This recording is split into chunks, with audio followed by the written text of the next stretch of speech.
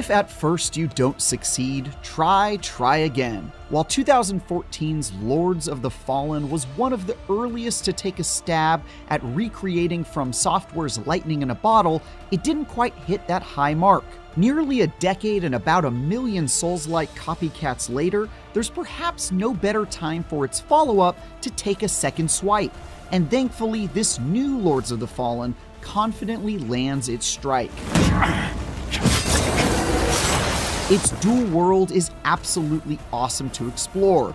Build crafting is diverse and complex, and combat is so smooth and satisfying that I'm willing to forgive all the ways it cribs from its contemporaries. Some pretty severe performance issues and bugs, as well as disappointingly easy boss fights, means this latest thrust isn't quite a fatal blow, but even so, I expect to spend many more hours impaling enemies and exploring every nook of its cleverly split world.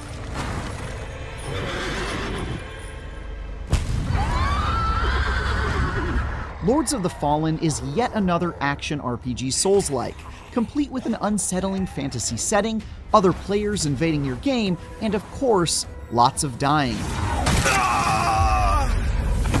A lot is borrowed from FromSoft classics, but there's also quite a bit of unique stuff to get excited about too. That includes things like some super cool dual reality shenanigans, or a nifty magical lamp that lets you flay the souls right out of your enemies.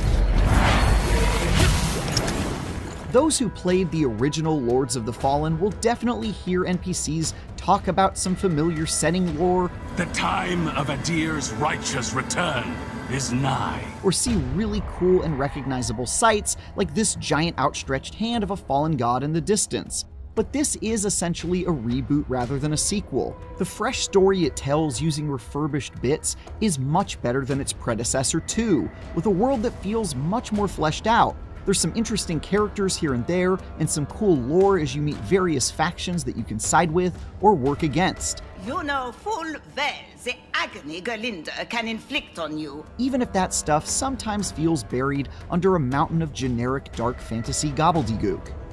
Though Lords of the Fallen certainly borrows a lot from its genre peers in this way, its biggest original idea is also its best. Axiom, the physical land most people perceive, lies atop this ghostly world of dark abominations and creepy eyeballs called Umbral, which you can swap to using a magic lantern. As you run around killing bosses and kicking scrubs off of ledges, you'll need to navigate both, which adds a really novel new way to explore the environment. For example, a broken bridge might block your progress in the normal world, but be crossable in Umbral. This mechanic has enormous impact on nearly every aspect of Lords of the Fallen, from combat where normally imperceivable enemies become a major threat when you enter Umbral, to exploration, since each area essentially has 2 versions, warranting multiple runs through the same section to see what you missed.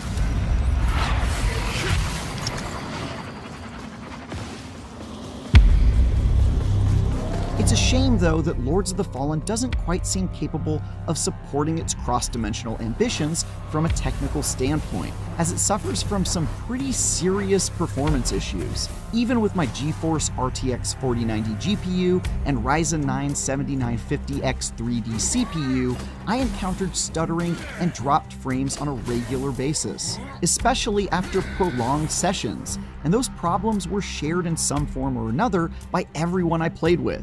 It's especially frustrating when lost frames lead to taking hits I otherwise may have avoided, or when my co-op partners got killed after their game turned into a slideshow during multiplayer. I'm not usually one to whinge about performance benchmarks or less than perfect frame rates, but these were so consistent and impossible to ignore that it was like eating a delicious meal with a severe toothache.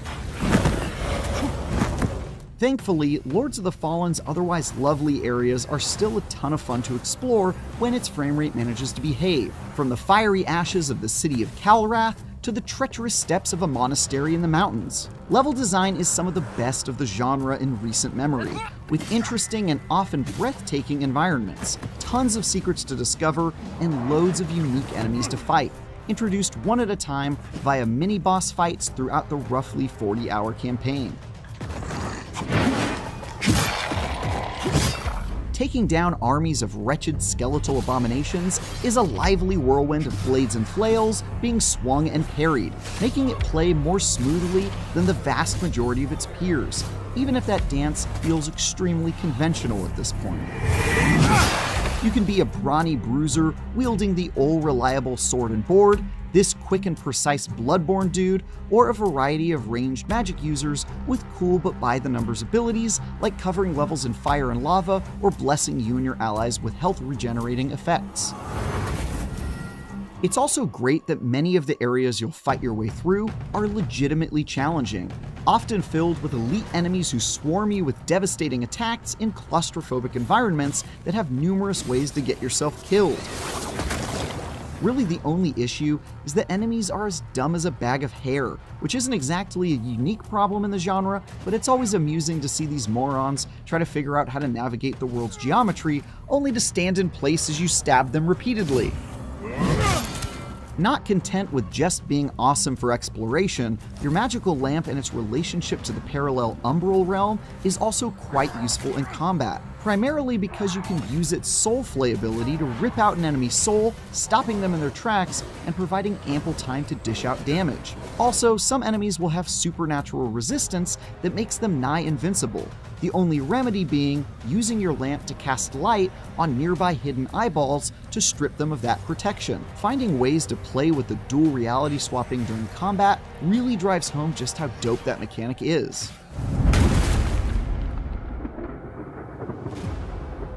Obviously, no Souls-like would be complete without epic boss fights against disgusting monstrosities, and Lords of the Fallen has some cool ones.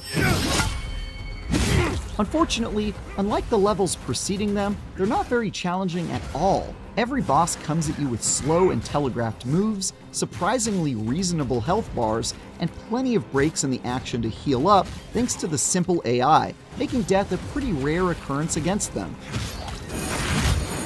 It's still entertaining to take on enormous beasts despite them being pushovers, but even some of the more unique fights seem subpar compared to the bar set by recent Souls-likes. There's also just a pretty sizable layer of jank around this otherwise awesome package. I saw a few game crashes, had cool combat encounters ruined when enemies got stuck helplessly in the environment, was locked out of certain button commands like blocking for stretches of time, and more. Sometimes Lords of the Fallen has original Dark Souls energy in a pretty unflattering way. Playing with a friend can make some of those rough edges even more noticeable, since it introduces other questionable quirks, like how co-op partners are tethered to the host and get teleported if they stray too far, which is accompanied by a loading screen. But those loading screens often take just long enough for the host to have traveled out of sight again by the time you load back in, leading to yet another loading screen. But teaming up with a friend is still a good time, and what I've played of New Game Plus so far has me and my squad quite excited to go back through some of the areas and enemies, with new lore, a whole new skill tree to experiment with, and of course, more difficult baddies to slay. That increased difficulty hasn't made any of the boss fights very challenging yet, which is a bummer, but the stretches between them are worth it on their own. Lords of the Fallen is a great Souls-like, and its killer new idea of swapping between two versions of the world to solve puzzles and slay enemies is an excellent twist to set it apart from the pack. That concept is unfortunately hamstrung a bit by numerous, highly annoying technical challenges and weak boss fights. But awesome explorable areas and fantastic build crafting more than make up for those shortcomings.